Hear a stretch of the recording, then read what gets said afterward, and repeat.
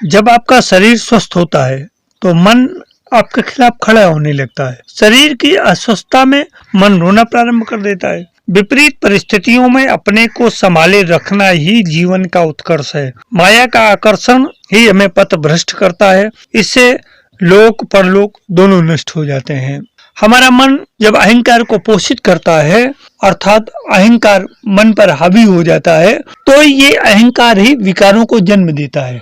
इस अहंकार से ही क्रोध वासना आगे बढ़ती है, और जब क्रोध आगे बढ़ता है तो ये क्रोध क्या है? ये हमारी आंतरिक ऊर्जा का ही एक परिवर्तित रूप है। जब हम अपनी आंतरिक ऊर्जा को क्रोध में नष्ट करने लगते हैं तो इससे मन के अहम की संतुष्टि भौतिक रूप से होती है, परंतु सूक्ष्म जगत में अभौतिक रूप में हम अपने को हमेशा कमजोर या क्षीण सिद्ध करने लगते हैं। जब हमारे शरीर में इस भौतिक रूप में एक विकार उठ खड़ा होता है तो उसके साथ साथ क्रोध के साथ काम, लोभ, मोह, मद, मत्सर, ईर्ष्या, तृष्णा, घृणा, द्वेष, ऐसे तमाम सारी चीजें इसके साथ और उठकर खड़ी हो जाती हैं। जैसे एक सेना जब युद्ध के लिए तैयार होती है तो उस समय केवल युद्ध के लिए उनका मन बना होता है, परंतु जब उसी सेना के सामने उसका सेनापति, उसका नायक वो सिंह गर्जना करता है, वो युद्ध के विजय के लिए सैनिकों को ललकारता है, उनके आत्मबल को उत्तेजित करता है, उनके चेष्टाओं को और परिपूर्ण रूप से उद्वेलित करता है, तब वही सेना जोश में भर करके युद्ध में कूद पड़ती है और युद्ध का परिणाम सबके सामने होता है। तो यही बात है, हमारे शरीर के जितने भी विकार हैं ये सेना है, और जब मन रूपी सेना नायक ये तनकर खड़ा हो जाता है और ये घोषणा करने लगता है अहंकार की, तो जितने सारे विकार हैं अपने आप तुरंत तनकर खड़े हो जाते हैं, और ये हमारे भौतिक रूप से जगत की माया के छल प्रपंच की संतुष्टि के लिए हमारे जीवन ऊर्जा को नष्ट करने में संलग्न हो जाते हैं। ज्यादा बोलना ही हमें अंदर की ओर लौटने नहीं देता है। ज्यादा दिखावा करना, ज्यादा चपलता हमें सत्य के प्रत्यक्षीकरण से रोके रखता है। शब्द जाल की तरह होते हैं, जो जितना ज्यादा शब्द बोलेगा वह उतना ही फंसता चला जाएगा। जैसा मकड़ी के जाल की तरह मकड़ी को अपने ही बुने जाल में उलझा लेता है। मौन सर्वोत्तम अभिव्यक्ति है। अधिक बोलना ही व्यक्ति की आदत बन जाती है तो संसार भी उससे मुंह मोड़ लेता है। अर्थात जब हम ज्यादा बोलते हैं, ज्यादा चंचलता हमारे अंदर आती है तो हमारे अंदर जो संग्रहित ऊर्जा है उसका ह्रास प्रारंभ हो जाता है, और हम धीरे धीरे जब ऊर्जाहीन होने लगते हैं, हमारा जो वलय है, तेजु वलय है, जो हमारा आभा मंडल है वो क्षीण होने लगता है, तो ये संसार, लोग, वस्तु, स्थितियां, परिस्थितियां भी धीरे धीरे हमसे दूरी बनाने लगते हैं। मित्रों, हम जीने के लिए श्वास लेते हैं और छोड़ते हैं। श्वास तो सभी लोग लेते हैं और छोड़ते हैं, परंतु श्वासों के लेने और छोड़ने का तरीका बहुत कम लोगों को पता होता है। श्वास की गति में तेजी हमें उद्विग्न, भ्रमित, चपल और अहंकारी बनाती है, जबकि धीमी और गहरी श्वासें हमें स्वस्थ, निश्चिंत, शांत, सतर्क, जागरूक और सकारात्मक बनाती हैं। कभी कभी ऐसा होता है कि हम आवेश में आकर के आज इससे कभी ऐसा नहीं करेंगे या बीच में प्रतिज्ञा कर लेते हैं, तो सामर्थ्य के बावजूद आप प्रतिज्ञा तो आपने कर ली कि हम ऐसा नहीं करेंगे, परंतु आप वो कार्य कभी पूर्ण नहीं कर पाएंगे, क्योंकि आपने प्रतिज्ञा की है, परंतु उस प्रतिज्ञा को पूर्ण करने की दिशा में उठाए जाने वाले कदमों पर कभी आपने ध्यान नहीं दिया, कभी उसमें चिंतन नहीं किया। इसलिए आपकी वो प्रतिज्ञा, आपके द्वारा ली गई शपथ या दिया गया वचन कभी पूरा नहीं होता है। केवल आज यह करने का प्रयत्न करेंगे।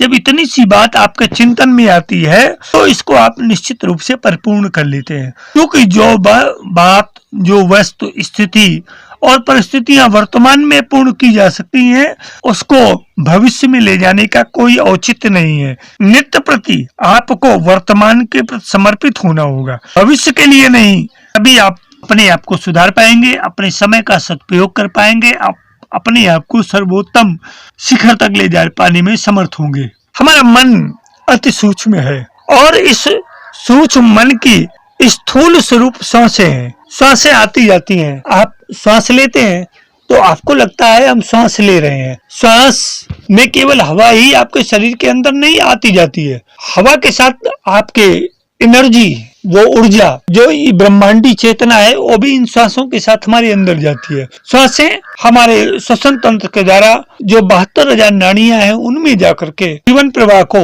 आगे बढ़ाती है, और जो चेतना रूपी ऊर्जा है ये हमारे स्थूल जगत में जुड़ा हुआ जो सूक्ष्म जगत है उसको मजबूत और ताकतवर बनाता है। तो इस तरह से ये जो हमारी ऊर्जा है, श्वास जिसे आप हवा समझते हैं, हवा में भी तमाम तरह के कारक होते हैं, जैसे डस्ट है और जल है। कभी तो आप इनको देख सकते हैं वाष्प और अंधड़ के रूप में, परंतु हवा को आप नहीं देख सकते हैं। हवा अति सूक्ष्म है और हवा से भी ज्यादा सूक्ष्म ये ऊर्जा है जिसको चेतना ऊर्जा कहते हैं। तो इस भौतिक जगत में प्रयोग होता है हवा का, और अभौतिक अर्थात सूक्ष्म जगत में प्रयोग होता है चेतना शक्ति का। तो मित्रों, आपका जीवन आपके विचार और भावनाओं के साथ सांस से सीधा जुड़ा हुआ है। इसके लिए आपको लक्ष्य बनाना पड़ेगा। यदि जीवन को बेहतर बनाना है, सांसों पर जोर देने से आपके शारीरिक मानसिक स्तर पर तनाव बढ़ता है। इसलिए सांस को प्राकृतिक रूप से चलने पर ध्यान दें, धीमी गति और समय अंतराल को बढ़ाएं।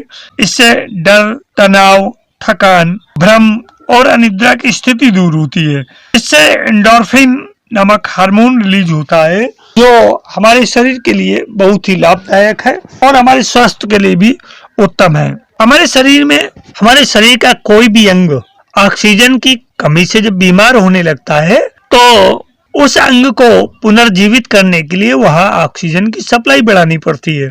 तथा जब सेल ऑक्सीजन की कमी से कैंसर सेल में परिवर्तित होने लगता है तो उन सेल को पुनर्जीवित करने के लिए हमें उस स्थान पर अगर हम ऑक्सीजन का फ्लो बढ़ा दें तो वो कैंसर सेल में परिवर्तित होने वाली कोशिकाएं पुनः सामान्य रूप में आ जाती हैं। आरबीसी हमारे शरीर में केवल 120 दिन तक जीवित रह पाते हैं। ये लाल रक्त कणिकाएं हैं, इनका जीवन अधिकतम 120 दिन माना गया है।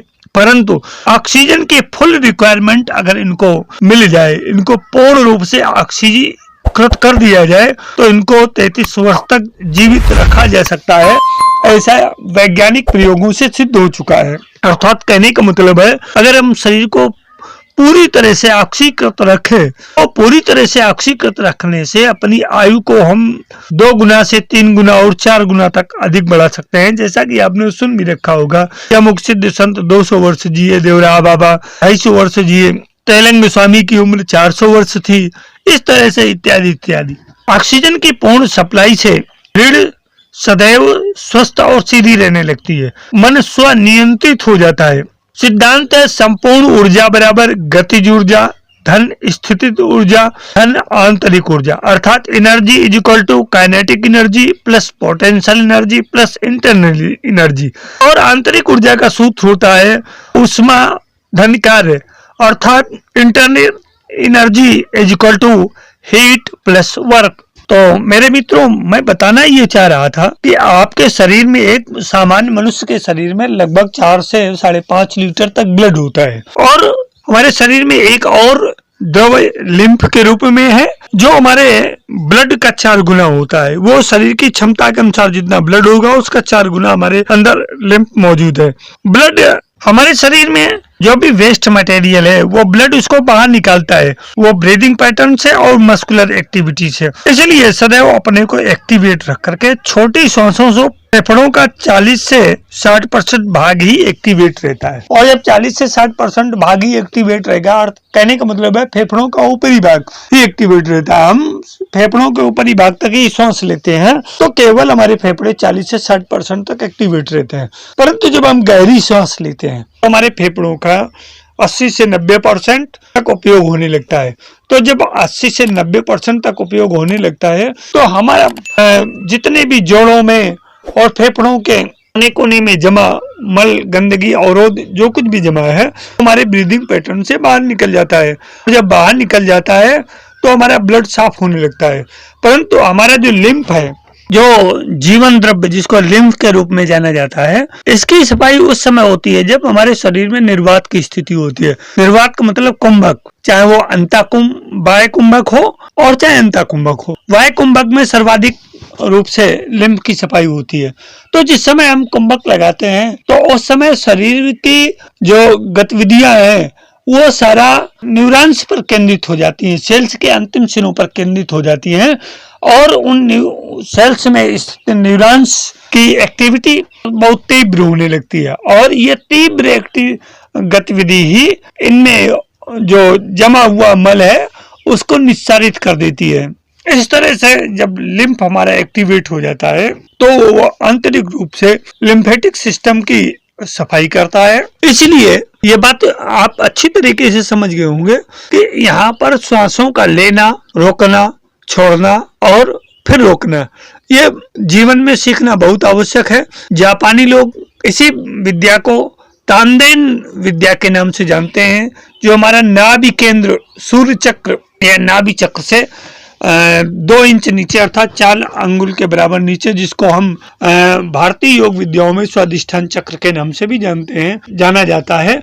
जापानी लोग इसीलिए दीर्घ आयु और स्वस्थ जीवन जीते हैं क्योंकि उनको बचपन से ही अभ्यास कराया जाता है लंबी गहरी सांसें लेने का और छोड़ने का। सांस लेते हैं तो शुद्ध हवा और ताजी एनर्जी वो अपने श्वास के माध्यम से अपने अंदर संग्रहित करते हैं और जब छोड़ते हैं तो जो हवा उन्होंने ली है वो अंदर जाकर के संपूर्ण ब्लड की सफाई करके जो भी प्रदूषण होता है वो कार्बन के रूप में बाहर निकाल देते हैं और जो उनकी ऊर्जा है वो सूक्ष्म शरीर में कोशिकाओं के माध्यम से चेतना के रूप में संप्रवाहित हो जाती है।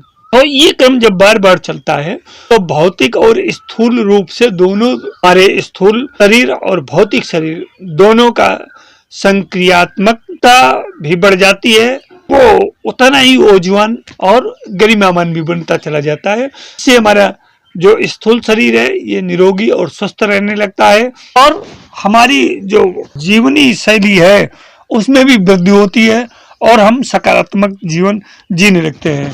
तो प्राणवायु के लेने छोड़ने का तरीका कोई भी हो, आप किसी भी विधि का उपयोग करें, परंतु अपने जीवन को उत्तम और स्वस्थ बनाने के लिए विधि का प्रयोग अवश्य करें, जिससे आपका जीवन उत्तम, स्वस्थ, सकुशल और निरोगी भी। तो आज का अंक यहीं तक। जीवन के साथ योग चैनल में राजन आचार्य का सप्रेम अभिवादन।